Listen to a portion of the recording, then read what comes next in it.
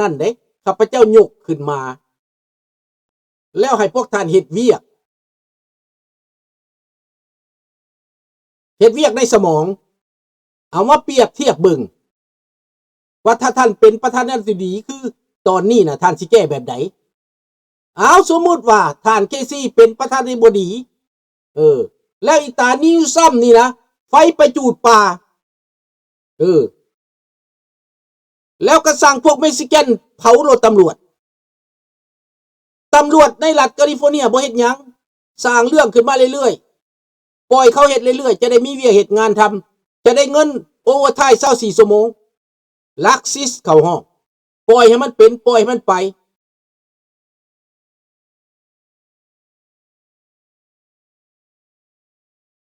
ก็ข้าพเจ้าก็ตอบแล้วดิเราบ่แม่นเด็กน้อยในการเวทีเถียงเขาบ่ได้ว่าเด็กน้อยหรือผู้ใหญ่ในประชาธิปไตยเขาเถียงได้เบิด เขาตอบโต้ได้เบิดประชาธิปไตยแต่อย่าด่ากันเท่านั้นคันด่ากันแล้วข้าพเจ้าปิดปากคันเถียงกันข้าพเจ้าปล่อยเข้าใจบ่คันเถียงแบบลาวแดงมาเถียงบ่จักที่จักแดนนั่นน่ะท่านเคซี่ซีเมนรุ่นเดียวกับลุงว่าบ่แม่นรุ่นลูกพุ่นแหละแม่เนาะ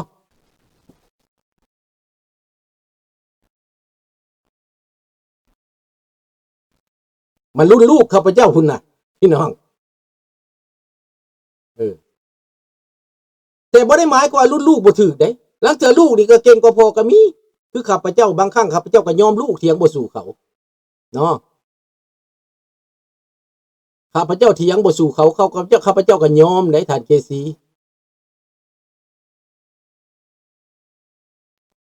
ขอบใจท่านเคซีมีบิลเลียน US veteran I have a $1 million business am educated in world history geographic political science military history อันนั้น congratulation สำหรับท่านเคซีเด้อมีเงินเป็นล้านให้กาแฟลุงจักเทื่อได้ไหม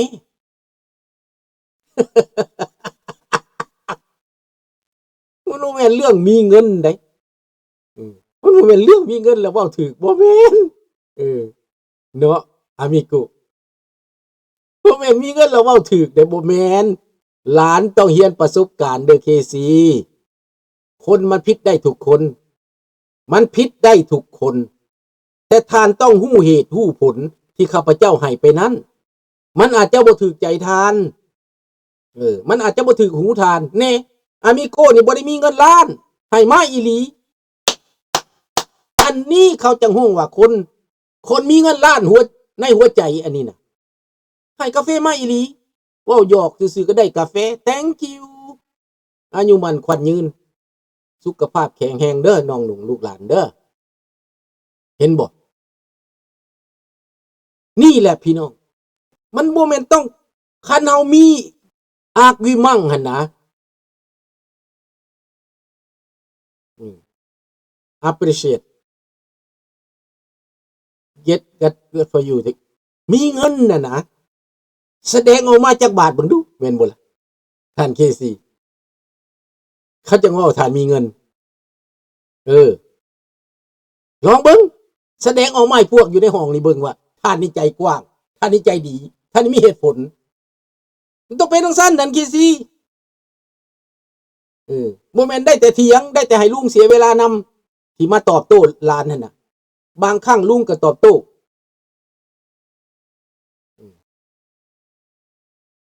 เพื่อให้มีเพื่อให้มีความคิดว่าซั่นไปลุงตอบโต้น่ะบ่แม่นลุงตอบโต้เพื่อเฮ็ดได้บ่แม่นเพื่อสั่งได้บ่แม่นได้ลุงตอบโต้เพื่อเหตุผลเพื่อให้มีบวกกับมีลบเจ้าเห็นบ่แบตเตอรี่ถามว่าบักลบบ่ดีบ่บักบวกบ่ดีบ่ไล่เบิ่งไล่เบิ่งแล้วมันอยู่นำกันได้จังได๋มันสร้างเป็นพลังมาได้จังได๋นะแบตเตอรี่ลูกไฟฉายน่ะนะหรือว่าหม้อแบตเตอรี่ลดน่ะนะมันเฮ็ดให้พลังลดติดไปได้นะอันบวกกับลบหั่นนะมันซอยกันได้แม่นบ่ล่ะ แม่นบ่ท่านเรนี่อันนี้แหละความคิดที่บวกกับลบอยู่นำกันนะมันจะส่องแสงสว่างให้คนเห็นให้คนฮู้ให้คนเข้าใจแม่แหละมันไปพร้อมๆกันได้นี่บวกกับลบไปพร้อมๆกันได้ No need to that I will speak in person someday my identity cannot be revealed ตกเข้าใจ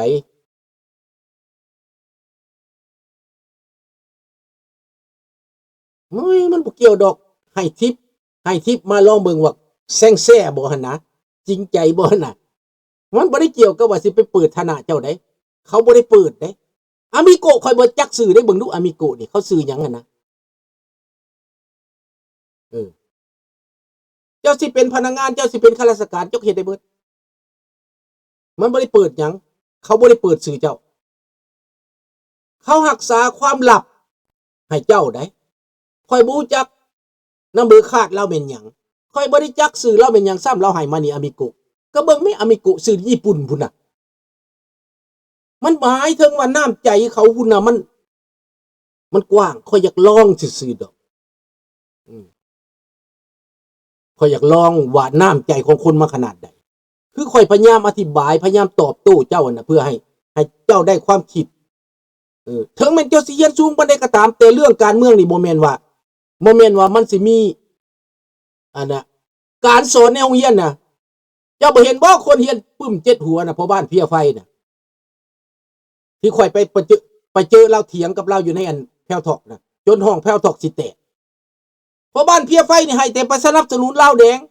ให้ตั้งแต่ไปเจรจาให้ตั้งแต่ไปยอมค่อยก็บอกว่าบ้านเพียไฟมันเป็นไปบ่ได้เถียงกัน3 ปี 4 ปีก็อยู่คือเก่าหั่นเฮียนหยังอันนั้นปริญญาโทด้านการเมือง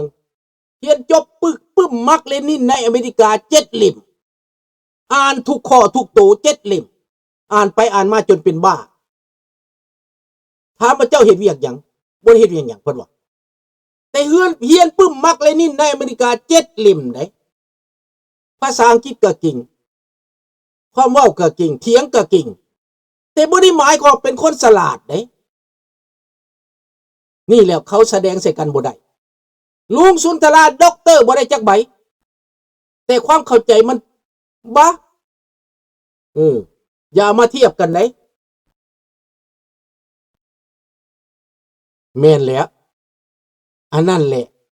เราก็เข้าใจอยู่ดอกบ่แม่นเราฮึกเรามีการศึกษาคนก็ฮู้ว่าเรามีการศึกษา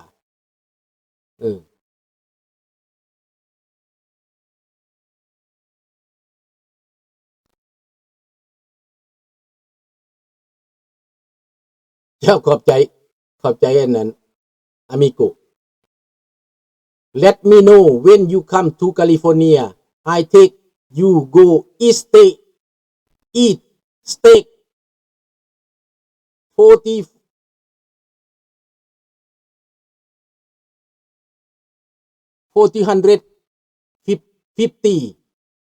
เพลทลุงโถสิกินสเต็กสั้นยอดพุ่นว่านี่นะ I'm only 47 years old grow up in America that's why don't know how read Thai or Lao ก็เข้าใจแหละอายุซ้ำกับลูกข่อยเนาะซ้ำลูกผู้ที่2ข่อยเด้ข่อยก็จังฮักจังแพงลูกหลานเบิดทุกคนการเถียงบ่ได้หมายความว่าสั่งบ่ได้หมายความว่าเกลียดตอบโต้เพื่อให้มีความรู้เพิ่มขึ้นให้ประสบการณ์เพิ่มขึ้นเด้อให้ประสบการณ์เพิ่มขึ้นคือภาษาอังกฤษนี่ข่อยก็เรียนอ่านนะพวกเจ้าเขาบ่ได้เรียนจักเทื่อเด้ขอบ่ได้เรียนเด้คันข่อยบ่ฉลาดคันข่อยบ่มีอันไหวพริบนี่ข่อยอ่านบ่ได้แน่นอนแม่นบ่ล่ะเขาบ่ได้เรียนบ่ได้เข้าโรงเรียนพอติภาษาอังกฤษนี่แต่ข่อยอ่านได้แล้วข่อยก็เข้าใจอีกได้แม่นบ่ล่ะอันนี้ล่ะคนปรับนำทุกอย่าง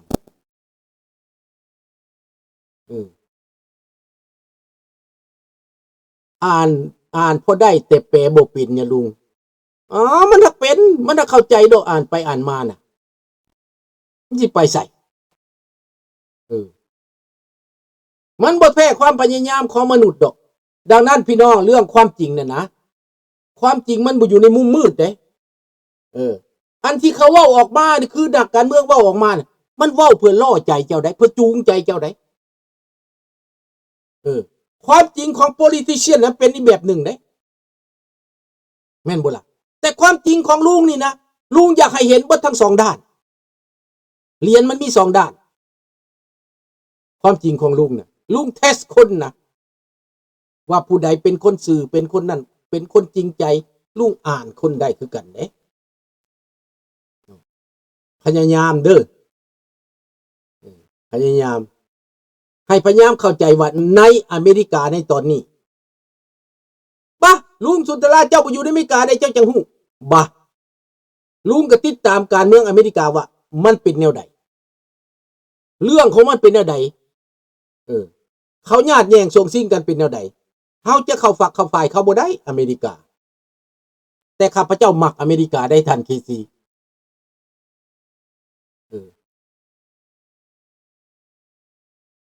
Let me know when you come Louisiana I will cook แกงหวายใส่กระดูกสร้างใส่กระดูกข่างนอให้กินโอเคกินยังก็ได้กินปลาแดกก็ได้ปลาร้าก็ได้ขอแต่ใจมันไปหากันในเบิดคนลาวคนไทยเฮานี่นะมันหักกันเบิดคิดต่างกันก็ยังได้อนุญาตคิดต่างกันแต่บ่ให้สนับสนุนเผด็จการเด้อเอาจังซั่นแหละเนาะอย่าปล่อยให้เสื้อชาติลาวตายไปอย่างบ่มีความหมายทุกคนแม่นก็คือได้อ่านจดหมายของเพื่อนเมื่อวานนี่แหละเพื่อนนั้นก็บ่ได้คิดคือลุงดอกแต่เดี๋ยวนี้เขาก็เริ่มคิดเริ่มเข้าใจย้อนความพยายามของลุงนี่แหละเวลาที่ลุงให้นี่บ่แม่นแต่ในจอนี่ได้นอกจอก็ยังให้อีกล้มนอกจอล้มในจอให้เห็นทุกมุมทุกซอกเนาะดังนั้นพี่น้องสรุปอันสุดท้ายในมื้อนี้จุดที่มันจะเกิดนั้นถ้าว่าญี่ปุ่นกับจีนฟาดกันก็เป็นสงครามโลกคือกันเป็นสงครามใหญ่ถึงโมเมนต์สงครามโลกกับสงครามใหญ่เพราะว่าญี่ปุ่นฟาดกับอเมริกาอันนี้ญี่ปุ่นฟาดกับจีนอเมริกาก็ต้องซอยญี่ปุ่นต้องเข้าข้างญี่ปุ่นยูเครนเกิดสงครามใหญ่ขึ้นมายุโรปก็ต้องสวยในตะวันออกกลางถ้าอิหร่านลุ่มโซเวียตจีนลุ่มอิสราเอลคนอยู่ในอเมริกาซอยรัฐบาลอเมริกาก็ต้องซอยอันนี้แหละมันจะเกิดเรื่องสงครามใหญ่ในตอนนี้อิหร่านอาจจะยิงฐานทัพอเมริกาอยู่ในกาตาร์อยู่ในหลายๆประเทศอยู่ในอ้อมข้างนั้นอยู่ในจอร์แดนก็จะเกิดเป็นสงครามยาวกันไปใหญ่กันไป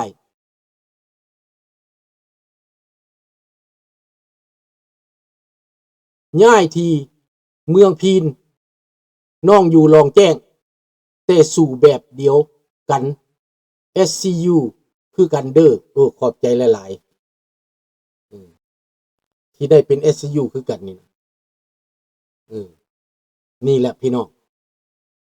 ดังนั้น3-4 จุดอันนี้เอเชียตะวันออกกลางยูเครนยุโรปและจุดที่4แม่นอเมริกาในอเมริกานี่ก็บ่แน่ได้อาจจะกลายเป็นถ้ามันยืดเยื้อไปเป็นเดือน2 เดือนเกิดไปประเสริฐหน้ากันแห้งกว่านี้คนอเมริกาก็จะเกิดศึกภายในแห้งได้สุดนี่แห้งได้แห้งสมควรเพราะว่าความเกลียดชังมันหลายดิแต่ข้าพเจ้าว่าท่านถ้ำคงสิกลับขึ้นมาด้วยเหตุผลหวังว่าท่านถ้ำคงจะวางตัวให้มันเหมาะสมเข้ากับทหารให้ได้เข้ากับตำรวจให้ได้เข้ากับประชาชนให้ได้ปกป้องผลประโยชน์อันสำคัญของอเมริกาเนาะ